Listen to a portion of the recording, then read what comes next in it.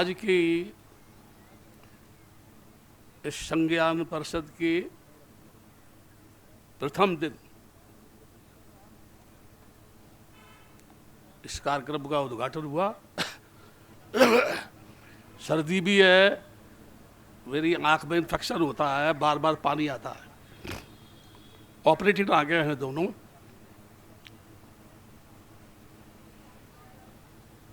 हम जिस मकसद से यहां एकत्र हुए, संज्ञान परिषद का क्या मकसद, क्या उद्देश्य, क्या लक्ष्य है, ये संज्ञान परिषद से जुड़े हुए लोग अच्छे ढंग से उसको जानते हैं। दो चीज मैं आपको ये बताने जा रहा हूं, मेन चीज, मुख्य दो। आज गणतंत्र दिवस है, उनके लिए गणतंत्र दिवस है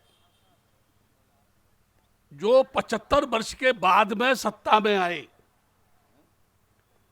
और उनके लिए प्रजातंत्र दिवस है मेरी नजर में कि देश का संविधान बनने के बाद भी वो धीरे धीरे गुलामी की ओर जा रहे हैं।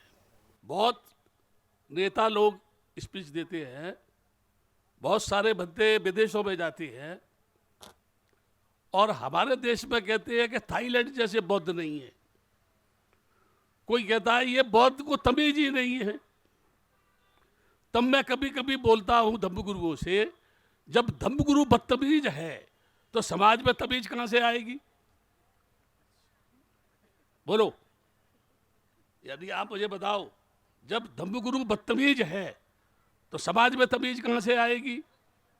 हम बोलते हैं तृष्णा दुख का मूल कारण है, और हमारी तृष्णा इतनी बड़ी है कि हम चीबर पहन करके राजा बनना चाहते हैं। जब हम अपनी तृष्णा का विनाश नहीं कर सकते तो आप मुझे बताओ हम दूसरों की तृष्णा का विनाश कैसे कर सकते हैं? मैं मन में सोचता हूं, इस संज्ञान परिषद में बात कर रहा हूं, बहुत से लोगों ने मुझसे कहा, बत्ते जी ये कौन कार्यक्रम कर रहा है, आप बुला रहे हैं? मैं बोलता हूं कोई भी आयोजन करे, मेरा काम है उस जगह पे जाकर के भिक्षुओं की बात करना, भिक्षु के संगठन की बात करना। अगर मैं जाऊंगा नहीं तो बात कौन करेगा? इसलिए भिक्षु भी आते हैं। ये जितने बंदे बैठे हैं, कौन कितनी तकलीफ से यहां आया होगा। संभवतः नागपुर के वो लोग जो अहंकार की भट्टी में जल रहे हैं, जो ये सोचते हैं कि हम नागपुर के हैं, और उस नागपुर के हैं जो नागवंशों की राजधानी थी, उस नागपुर के है जिस दीक्षा भूमि पर डॉक्टर अंबेडकर ने बौद्ध धर्म स्वीकार किया था। अगर कोई मेरे से पूछे, मैं अपना विचार बता रहा हूं, अगर कोई मेरे से पूछे कि बाबा साहब ने ये बुद्धिज्म क्यों स्वीकार किया, और उन्होंने कहा कि मैं बौद्धमय भारत बनाना चाहता हूं, क्या दीक्षा भूमि के लोगों ने डॉक्टर अंबेडकर के उस मिशन को पूरा करने के लिए कोई काम किया? मैं किसी के मुंह से सुनता हूं, लोगों के मुंह से सुनता हूं। मैं क्या कहता हूं, डॉक्टर अंबेडकर के मिशन को किसी से खतरा नहीं है, दुनिया में किसी में ताकत नहीं है जो डॉक्टर अंबेडकर की विचारधारा का शोषण करे। एक अंबेडकर भारत के संविधान को बनाते समय पूरी दुनिया के उन मनीषियों से, उन ब्राह्मणवादियों से, उन जातवादी वालों से, उन संप्रदाय के पोषक लोगों के बीच में अपनी बात मनवाने के लिए उनको बाध्य करता था, मजबूर करता था, और उस संविधान की रचना की। एक आदमी जिसने संविधान की रचना की, दुनिया की बात करने वाले लोग, भारत की धरती पर हिंदूवाद लाने वाले लोग, भारत की धरती पर जातवाद लाने वाले लोग, भारत की धरती पर धर्मराज फैलाने वाले लोग, भारत की धरती पर ईश्वरवाद की चर्चा करने वाले लोग, मैं उनसे पूछता हूं, किस बेवकूफ ने उस भगवान से कहा था कि तू दुनिया बना? कौन पागल आदमी था जिसने उसको बोला कि तू दुनिया बना?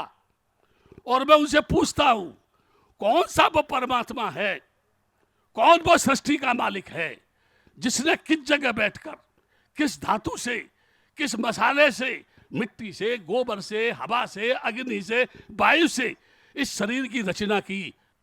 तुमने उस भगवान को देखा है?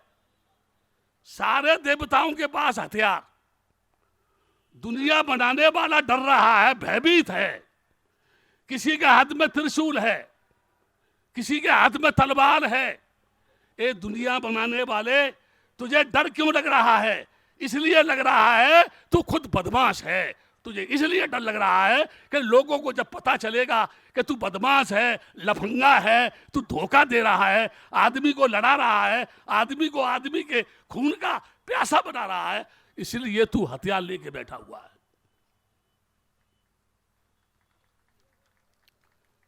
मेरे से लोग बोलते हैं, भद्दे जी आप बहुत सुनाते हैं। मैं बोलता हूं, कल्पना की दुनिया बसाने वाले लोग, जब उनका अस्तित्व ही नहीं है, निराकार, निर्विकार, अखंड है, अछेद है, अभेद है, सुभेद है, जिसे कोई खंडित नहीं कर सकता है, जिसे कोई जला नहीं सकता है, जिसे कोई मिटा नहीं सकता है, ऐसा है वो परमपिता परमेश्वर, वो बुद्ध, वो राजकुमार सिद्धार्थ। कल्पना करो, सोचो, मैं सोचने के लिए बोलता हूं। वो राजकुमार सिद्धार्थ महल को त्याग कर फुटपाथ पर आया। उसने तृष्णा का विनाश करने का अनुसंधान करके संबोधि को पाया और उसने कहा, निरंतर रूप बदल रहा है, निरंतर नाम में परिवर्तन हो रहा है, निरंतर ये पानी के ऊपर दुनिया की कोई ताकत कंट्रोल नहीं कर सकती है। हवा किसी की गुलाम नहीं है, अग्नि किसी तिजोरी में बंद करने की चीज नहीं है। ये प्राकृतिक एक नियम है और हम उस हवा को अपने बस में करना चाहते हैं, हम उस जल को रोकना चाहते हैं। मैं लोगों से आज बोलता हूं, दीक्षा भूमि से बोल रहा हूं, डॉक्टर अंबेडकर ने एक खोज पानी जब महाड़ के तालाब पर लिया, बहुत बड़ा पथराव हुआ, झगड़ा हुआ, पानी जमीन के नीचे जा रहा है, आगे चल के जमीन फटेगी, जंगल खत्म हो रहे हैं, कोई परमात्मा नहीं आएगा, कोई देवता नहीं आएगा, कोई देवी नहीं आएगी, तुमसे पहले वो ही भाग जाएंगे। जब उसकी पूजा करने वाला आदमी नहीं रहेगा तो कौन जाएगा वहां? आप बताओ मेरे को, कोई जाएगा? लोग बोलते हैं धर्म, बौद्ध धर्म। मैं कहता हूं, बुद्ध की फिलॉसफी को पूरे जगत गुरु शंकराचार्य, बुद्ध के उस दर्शन को हमारे देश का ब्राह्मणवाद, बुद्ध के उस दर्शन को राजपूत हो, क्षत्रिय हो, वैश्य हो, कोई हो, मैं उससे पूछता हूं, क्या समाप्त कर सका? बुद्ध का दर्शन यूनिवर्सल है, वो एक फिलॉसफी है, वो एक साइंस है, थॉट है, तर्क है, लॉजिक है। उसको आदमी के बस का काम नहीं है। 2500 बरस से ज्यादा होने को हो रहा है, आज भी जमीन खोदो तो इसमें से बुद्ध निकलता है। कहीं राम क्यों नहीं निकलता, कहीं कृष्ण क्यों नहीं निकलता, कहीं महादेव क्यों नहीं निकलता, कहीं शंकर क्यों नहीं निकलता? क्यों नहीं निकलता? होना चाहिए ना, लेकिन नहीं है, क्योंकि वो है ही नहीं है। और ये भिक्षुओं से मैं क्या कह रहा हूं, मैं तो चैलेंज देता हूं, सारे भिक्षुओं को चैलेंज देता हूं, एक बुद्ध पूरी सेना प्रसेंजित की अंगुलीमाल को बस में नहीं कर सकी थी। वैशाली की नगर बधू आम्रपाली के हुस्न को पाने के लिए अजात शत्रु ने पूरी वैशाली को रौंद डाला, लेकिन फिर भी वो नगर बधू वैशाली के हुस्न को पा नहीं सका था। ये समझने की चीज है, ये जानने की चीज है। अभी मैं आगे जा रहा हूं।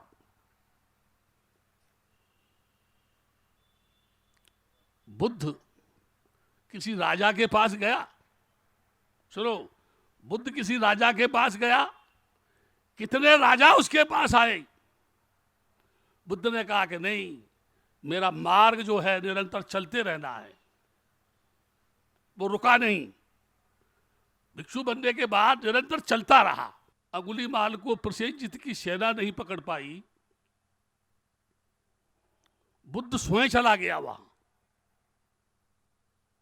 और उसने उस अंगुलीमाल को, उस कतली इंसान को, जिसके सामने लोग भागते थे, भयभीत होते थे, डरते थे, एक शब्द से ही उसको भिक्षु बना लिया। क्या कारण था उस समय बुद्ध के अंदर?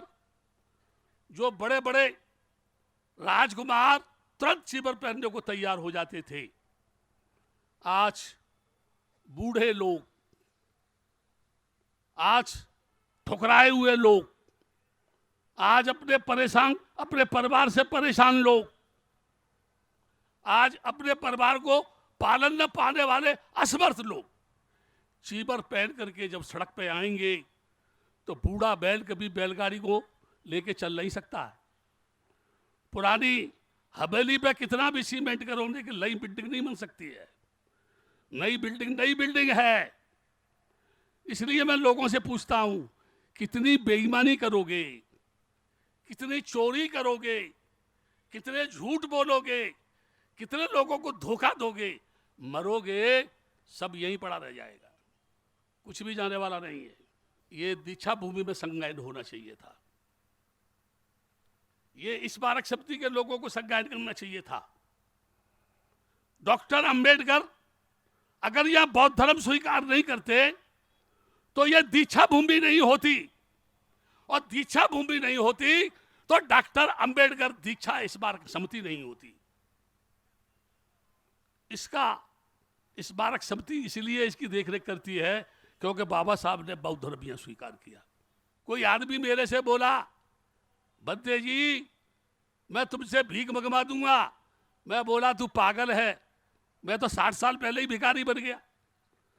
मुझे तो डर इस बात का कहीं तू भिखारी ना बन जाए, इसलिए अपने परिवार को संभाल।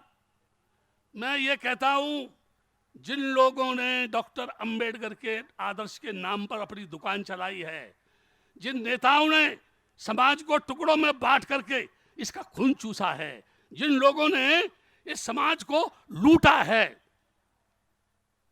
मैं उनको चैन की नींद नहीं सोने दूंगा। मैं पैदा इसलिए हुआ हूं।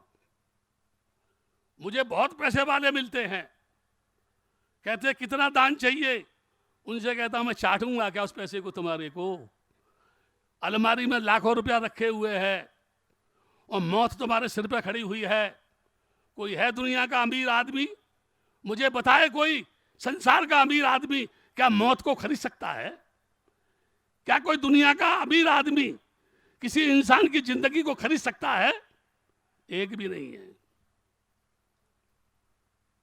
हम दुनिया को जीतना चाहते हैं। राजा, बड़े बड़े राजा, आज बुद्ध पर दोष लगाया जाता है, बुद्ध ने देश को नपुंसक बना दिया।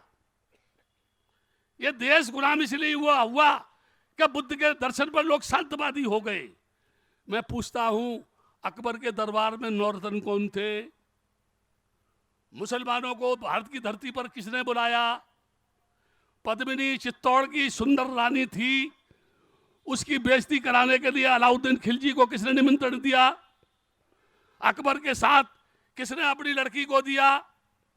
ऐ देश के राजपूतों, इस देश के बड़े बड़े महारथी हो, तुमने सत्ता में ऊंची भागीदारी पाने के लिए अपनी बहन बेटियों को तब पे दाव पर लगा दिया। तुम किस मुंह से कहते हो कि बुद्ध ने इस देश को गुलाम बना दिया? तुमने इस देश को गुलाम बनाया, तुम्हारे अंधविश्वास ने इस देश को गुलाम बनाया, तुमने इसके समाज के टुकड़े किए, तुम्हारे परमात्मा ने आदमी को आदमी का खून चूसने का उपदेश दिया। आज मंदिरों में महिलाओं को बाल पकड़ करके बाहर फेंक दिया जाता है, उसके बाद भी डॉक्टर अंबेडकर के नाम की माला जपने वाली महिलाएं उसी मंदिर में जाती हैं। तुमसे ज्यादा मूर्ख कौन होगा? मैं आवाम से पूछता हूं, मैं कोई डरता थोड़ा ही हूं। मैं ये जानता हूं जन्म के बाद मुझको मरना है, और मुझे यह भी मालूम है कि कोई भी दुनिया की ताकत मुझे मार नहीं सकती है, और जिस दिन मुझे मरना होगा तो कोई भी मुझे बचा नहीं सकता है।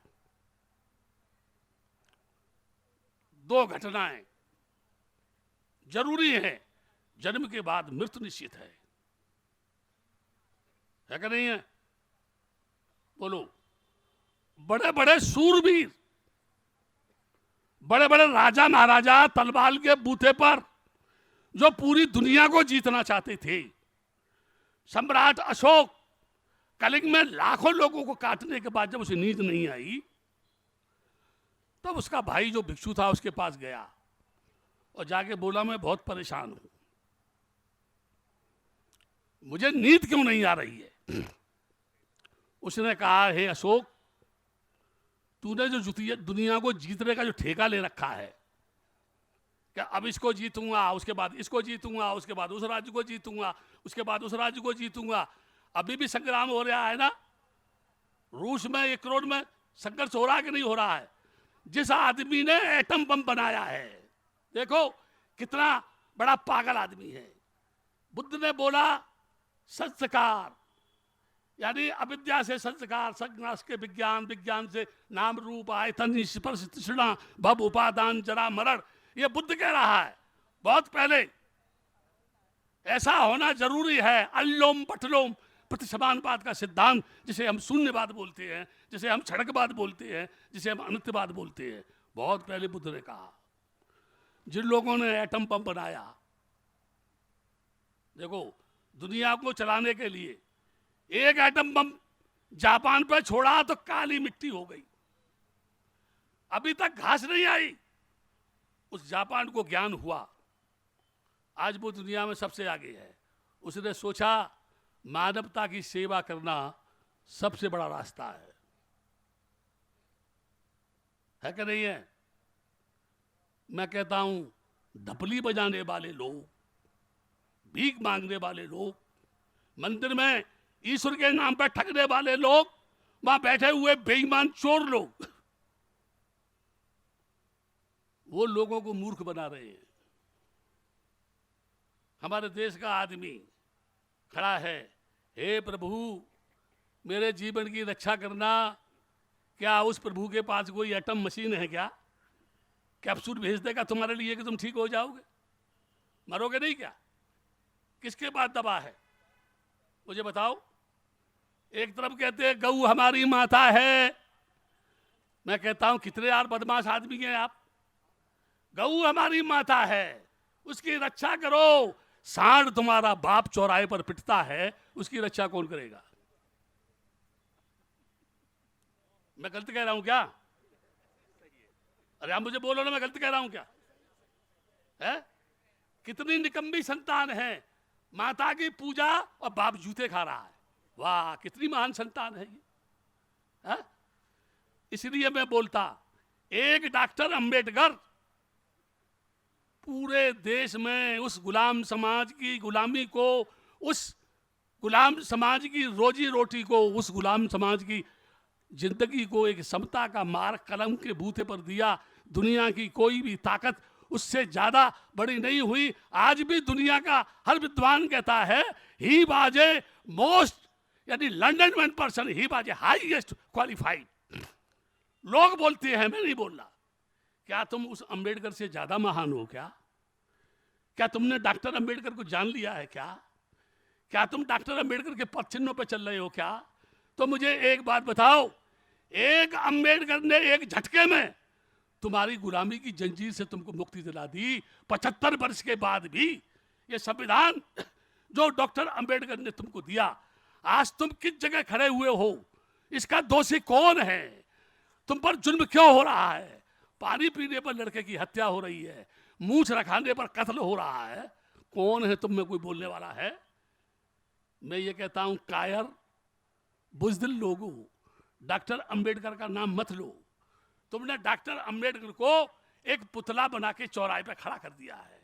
तुम उसको बोलने नहीं देती हो, तुम उसको हाथ नहीं चलाने देते हो, तुमने उसको पुतला बना के चौराहे पे खड़ा किया और उस पुतले की आड़ में तुम अपने ही समाज को धोखा दे करके, हे बेईमान चोर हो, अपने ही समाज की गर्दन पर फरेब की छुरी चला करके तुम बिल्डिंगों में बैठे आराम कर रहे हो और भूखे नंगे लोग जुल्म सहन कर रहे हैं, पिट रहे हैं, वो गलियों में उनकी बेइज्जती हो रही है, महिलाओं की चरित्रहनन हो रहा है। तुम्हारी आंखों में शर्म के तो बूंद आंसू भी नहीं आती है,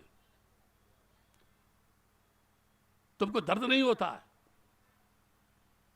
इसलिए मैं दीक्षा भूमि पर बोल रहा हूं, डॉक्टर अंबेडकर के नाम पे दुहाई देने वाले लोगों, अगर तुमने डॉक्टर अंबेडकर को जान करके,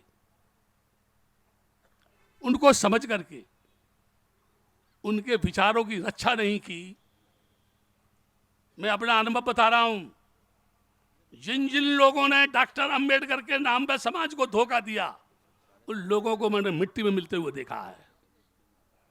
जगजीवन राम सारी जिंदगी किसी का चमचा बना रहा। जब संपूर्णानंद की मूर्ति को बनारस में अनावरण किया तो उसको गंगा जल से धोया गया, क्योंकि जगजीवन राम ने उसका अनावरण किया था। इस देश में तब बोला वो 50 वर्ष के बाद, क्या बोला? बाबा साहब जो कहते थे वो ठीक कहते थे। समाज के कितने टुकड़े हैं, किसने किए? समाज को कितने वर्गों में बांटा, किसने किए? डॉक्टर अंबेडकर ने कहा, सामाजिक शक्ति के बगैर राजनीति का कोई मूल्य नहीं है, और राजनीति की कुंजी पाने वाले लोगों, जो तुम राजनीति का ठेकेदार बनना चाहते हो, तुमने ही समाज के लाखों टुकड़े कर दिए हैं। जब तुम इस कौम को एक सूत्र में नहीं बांध सकते हो, एक रास्ते पे तुम नहीं ला सकते हो, तो तुम तो क्या, तुम्हारे बाप भी सत्ता में नहीं आ सकते। ये मैं चैलेंज के साथ तुमसे कह रहा हूं। अंबेडकर का संविधान ही तुमको सत्ता में लाएगा, दूसरा नहीं लाएगा। जिस दिन ये सारे बनते ये संकल्प कर लेंगे कि हमको मरना है, हम जिंदा नहीं रहना चाहते, उस बुद्ध की धरती पर जिसने भिक्षा पात्र लेकर के सारी दुनिया को झुका दिया, जिसने भिखारी बनकर के सारे संसार के मन को मोह लिया, आज पूरी दुनिया अरबों रुपया उस बुद्ध के नाम पर देती है। लेकिन कुछ लोग बुद्ध के नाम पर व्यापार कर रहे हैं, मूर्तियां बेची जा रही हैं, उनका व्यापार हो रहा है, उनसे रुपया लिया जा रहा है। जब मंदिरों में थाईलैंड की मूर्तियां होंगी तो फिर ये Indian culture, where is the original image of Lord Buddha? वो लॉर्ड बुद्धा की इमेज कहाँ है, जिस इमेज ने सारे संसार को अपनी ओर खींचा? हम बाहर की संस्कृति के गुलाम बन रहे हैं और अपनी संस्कृति की हत्या कर रहे हैं। तुम दोगले नहीं तो तुम सही माने में भिक्षु कैसे हो सकते हो? ओ भाई, वो जब महाबोधि बिहारी हमारे पास नहीं तो तुम किसी के धर्मगुरु हो? बताओ, सही है क्या? और सुनो, तुम रोज प्रत्यान पाठ करना, और भिक्षुओं से कहता हूं तुम रोज प्रत्यान पाठ कराना, बड़ा कराना, छोटा कराना। लेकिन मैं कहता हूं, अगर तुम्हारे अंदर ईमान नहीं है, अगर तुम्हारा मन सच्चा नहीं है, अगर तुम्हारा तन पवित्र नहीं है, या तुम्हारी बाणी पवित्र नहीं है, तुम एड़ी छोटी का जोड़ लगाओ, जो पूजा कराएगा वो भी दुखी होगा, क्योंकि तुम बदमाश हो तो उसे शांति कहां से मिलेगी? बोलो। मैं अपनी बात खत्म करता हूं। मैं रात भर तुमको हिलने नहीं दूं यहां से। एक भी अगर हिल जाए तो मेरा नाम भंत्यानंद नहीं, हिलने नहीं दूंगा। पेशाब करने के लिए भी मजबूर कर दूंगा तुमको, तुम उठ नहीं सकते। भूख भी तुम्हारी उड़ा दूंगा, तुमको रोटी की भी याद नहीं आएगी। लेकिन मैं ये जानता हूं, जब तुम भूखे रहोगे तो फिर मुझे रोटी कौन खिलाएगा? है ना? आपका मंगल हो, सुखी हो। इस संज्ञान परिषद के महत्व को समझें और कल ज़्यादा से ज़्यादा संख्या में यहाँ आए। ये संज्ञाएं एक की संज्ञाएं नहीं है, ये लॉर्ड बुद्धा की संज्ञाएं, आवाज इंडिया की संज्ञाएं या खैरकर की संज्ञाएं, हर्ष मोदी की संज्ञान नहीं है, बल्कि सभी भिक्षुओं को एक जगह आकर के संगठित होकर के इस देश की संस्कृति को, इस देश की आज़ादी को बचाने के लिए, इस देश में बढ़ते हुए जातवाद को मिटाने के लिए, इस देश में बढ़ते हुए अंधविश्वास से समाज को मुक्ति दिलाने के लिए हम सबको जागृत करके एक सूत्र में लाना चाहते हैं, ताकि तुम जागो और जो लोग सो रहे हैं उनको भी जगाने का काम करो।